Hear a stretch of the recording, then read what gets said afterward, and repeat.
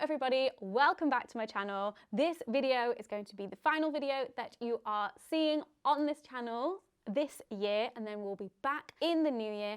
I hope that you managed to have a little rest between Vlognica and this, but I wanted to see out the year with one more video, basically reflecting on this whole year, my 2023, because what a year it has been. So at the beginning of this year, behind the scenes, privately, internally to myself, I didn't really share this with anybody, I had named this year my go big or go home year. And it's interesting now at the end of the year with everything that has happened and that I've decided, because at the beginning of the year, I wasn't really thinking about quitting. That didn't really come until the summer, but I clearly went into this year knowing that I had one last good push in me. So I wanted to talk about that. And this video is sponsored by Squarespace, the all-in-one platform for creators, entrepreneurs, and freelancers to stand out and succeed online.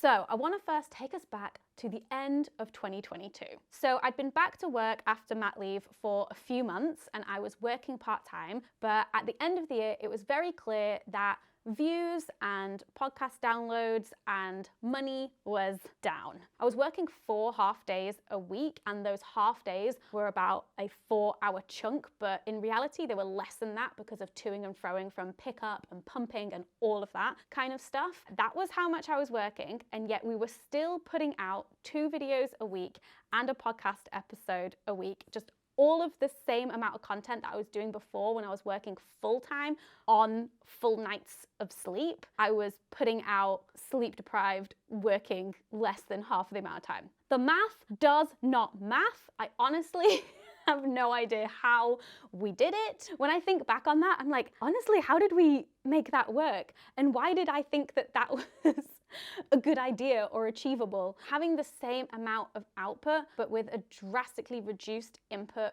from me, something was going to suffer.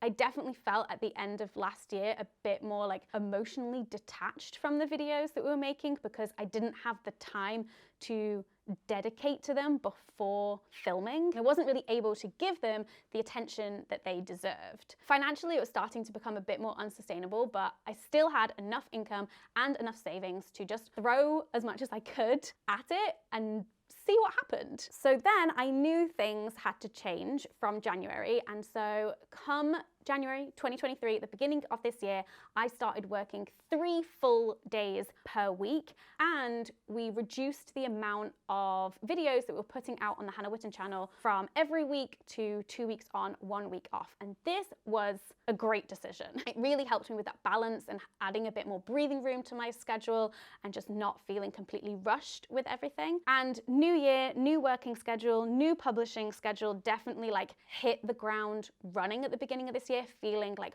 more inspired and more motivated. And so that leads us to the going big part of go big or go home. So what did going big actually mean to me at that time when I named it my go big or go home year? What was the going big part of that? First off, the rebrand. I really wasn't vibing with a lot of the old fonts and the colors that we were using. It was just this thing that would like annoy me in the back of my head that I was struggling with, and I knew that I needed like a refresh to kind of get myself connected back to the content, even if it was just in this aesthetic way, but it genuinely does really help. I needed to feel like the content and the branding was aligned with who I am now, and the newness and the shininess of it definitely helped with that inspiration, with that motivation, and just really feeling excited about the content that we were making and the possibilities of it with this new branding. So that was a huge part of the like go big, like make a big splash, like change the branding. That was huge. And then another part of it was the kind of videos that we were making on the Hannah Witton and Friends channel, and like calling it Hannah Witton and Friends was also like part of this big rebrand too. This was one of those things when me and my producer Mia sat down to think about videos that we wanted to make on that channel. There was this endless list of things that I have always really wanted to make, but just never had been able to dedicate like the time or resources to do it. And we were just like, fuck it, let's do it. And so that's how videos like the tour of the Bishopsgate archive came about, Penis Biscuits doing like the feminist bookshop tour of London, the rope bondage video, reviewing all the different sexual wellness apps. Like those videos were so big and demanding, but also like so fun and rewarding to make. I am so proud of those videos, and I'm so glad that we got to make them at the beginning of this year. But they did cost a lot of money to make, and they were a lot of work, and they basically all tanked in terms of views, which was really disappointing. Other than the rope bondage one, that one did very well. But all of those videos very much like did not do well with getting eyeballs on them and like being favorable or whatever in the YouTube algorithm, but the comments were always amazing. So we were really proud of those videos. The people who did watch them really loved those videos, but it was just difficult getting them out to a wider audience. And so therefore continuing doing that kind of content financially viable, basically. And then of course the other like go big thing that we did this year was the podcast. Doing it podcast in the second half of this year. This has been like the main thing that we've been working on, which is doing this 5-part series where each episode was on a theme. There were multiple guests, multiple interviews per episode. It was a beast. It was a challenge, but it was so fun and exciting and just really different. It was a real creative challenge, and it was definitely like the motivation and the inspiration that I needed for this second half of the year to be like connected and engaged in the work that I was doing. So yeah, I definitely feel like I committed to the go big part of that statement on the YouTube channel and on my podcast, and yet I still decided to go home. So I want to chat a little bit about success and failure. But before that, thank you so much to Squarespace for sponsoring this video. Squarespace is the all-in-one platform for creators, entrepreneurs, and freelancers to stand out and succeed online with everything that you need to build your business and your brand all in one place and on your own terms. Squarespace have brilliant analytics features. So, you know, if you're reflecting on your whole year or just reflecting on quarters or certain posts or parts of your website, Squarespace has all of the reflection and analytics tools that you need to see what's working and what's not working. They have all of the insights to help you grow your business, page visits, traffic sources, most popular products and content. Squarespace's Fluid Engine Design feature is just an incredible website design system because even I can use it. It has drag and drop technology that you can use on desktop or on mobile and can allow anyone to get creative with their own website. It's all built in and just super easy to use. And Squarespace also allows you to integrate your online store, whether you're selling physical or digital products or services, everything is sorted out for you. We're actually currently running a sale over on our Squarespace website, on our shop for sexy scribbles. And also if you ever do things like that, like put products on sale or at discounts, Squarespace makes the behind the scenes of that so easy and intuitive. Sexy Scribbles, my sex positive coloring in books, will be on sale 50% off for the rest of this year, and then they are going away forever. So this is your last chance, folks. But yeah, head to squarespace.com to start your free trial, and then when you are ready to launch whatever your thing is into the world, you can go to squarespace.com/morehannah to get 10% off your first purchase of a website or domain. So let's chat about it. What is success? So when I was thinking back on this decision to go big and then subsequently go home, I was thinking about what would have had to have happened for me to not decide to leave. And I kind of came up with 3 things that would have had to have been different. One would have been to find a way to find a balance between personal learning and development and research and ideas outside of financial and algorithm pressures. But since having my baby and since working part-time, it has just become more stark because my tank has just been getting emptier and emptier. And when it comes to making videos, I feel like I'm literally scraping the bottom of the barrel. I feel like I have been rinsed dry. I used to joke for many years with Dan and with friends and colleagues that the only way to truly manage the hamster wheel content treadmill conundrum is just to get off. Like, that would always be something that I would consider. It would be like, well, if I can't balance this properly, then I should just get off the wheel, right? That was the only escape that I could ever really see, but I never had the courage before to do it. And so now I'm doing it. I did it. The second thing was my very vague and not very committed attempts to make the channel more of a collective and theme-based channel rather than being reliant on my face and personality. It has been really great having so many different guests and faces and voices on the channel. I honestly think, at least for me, they brought so much value to the channel and to the audience in terms of just different perspectives. But again, those videos just never really hit the same way with the audience. They just never performed as well as I would have liked them to make it, again, a financially viable thing long term. I do sometimes think that maybe I had the wrong strategy for this and maybe it could have worked out better under different circumstances, but I also just didn't have the capacity to really commit to this idea of creating like a channel with multiple characters that you see time and time again. Seeing what Sierra has done with the Schultze Collective has been amazing.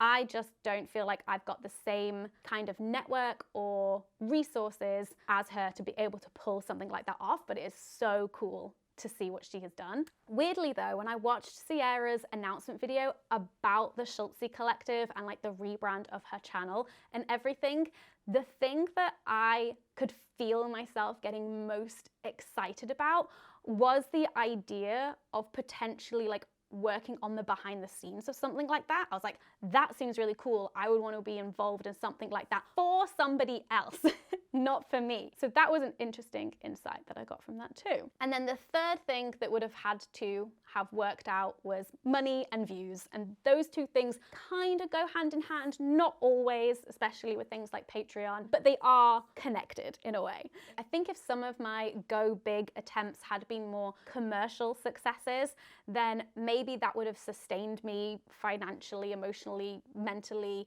a bit longer term, but maybe not that much longer. I don't know. But alas, it wasn't meant to be. So I wanted to go big, and my metrics of success for this were time to refill the well, content that didn't rely so much on my face, and money and views to make the business sustainable. Technically, I failed at these. So, am I a failure? What a fun question to pose.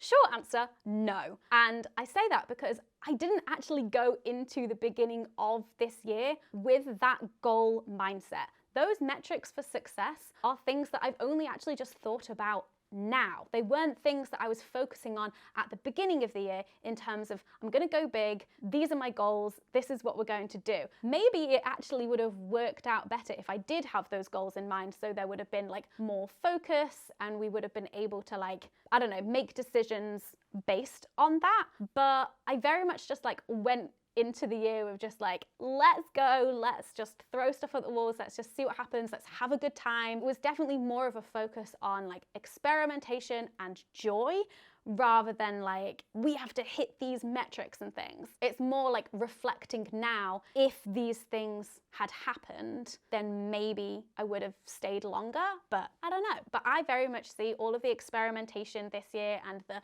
going big as a success, because it means that I am ending on a high, I'm ending well, and going out on my own terms. So that's a bit of what the going big meant to me at the beginning of this year. But at the beginning of 2023, what did going home mean to me? Obviously, now I know exactly what it means because I've made the announcements and made all of the plans and, you know, specifically decided like all of the things that I wanted to do or not do. But in January 2023, honestly, the go home part of go big or go home was vague. I don't think I ever really looked at that long enough for it to like come into focus to really see or think about what that might mean for me. It was just very much a like, we're gonna go big and we're just gonna gonna see what happens and then maybe go home. It was all very abstract and hypothetical. But I am also like literally going home because I'm gonna be moving out of the studio.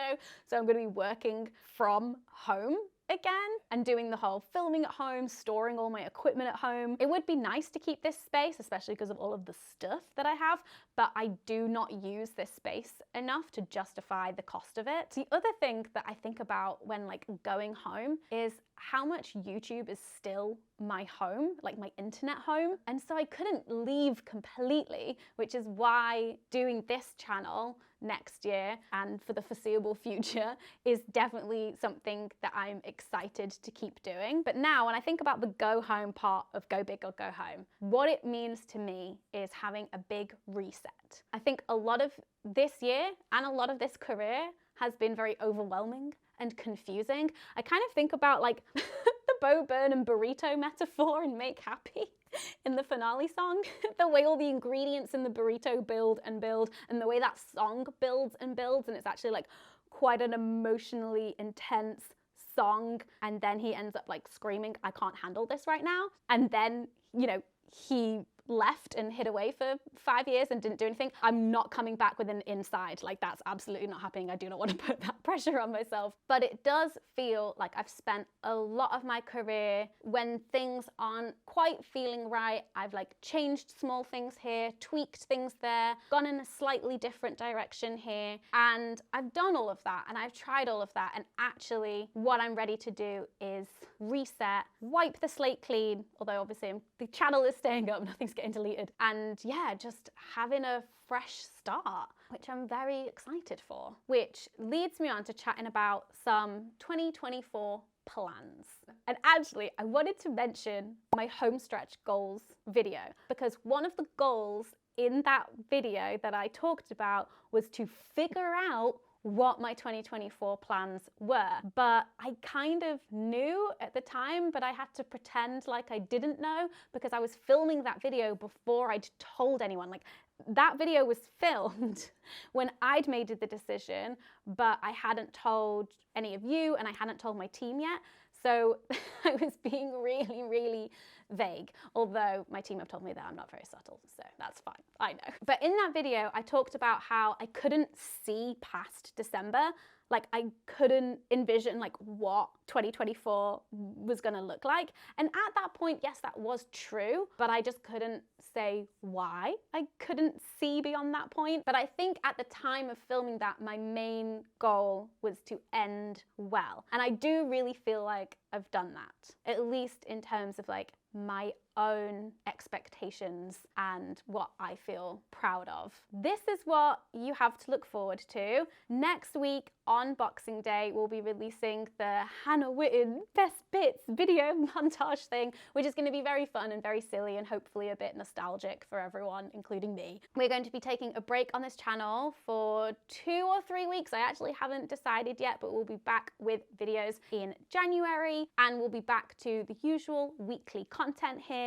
I have 3 main priorities for January and February. One is rest and leisure. I'm gonna read books. I'm gonna go to the cinema in the daytime. I'm gonna catch up on my YouTube Watch Later playlist. I'm gonna nap. I'm gonna see friends. I cannot wait. My second priority is to explore project management, which is the thing that I wanna do for other creators as a new part of my career. There's a Google Coursera course that I want to do. I want to reach out to lots of friends and people that I know in the industry, just, you know, for chats. I've got to do the networking thing, but hopefully that will also be kind of like nice and low pressure amongst all of the rest as well. And then my third priority in those early months is to move out of this studio.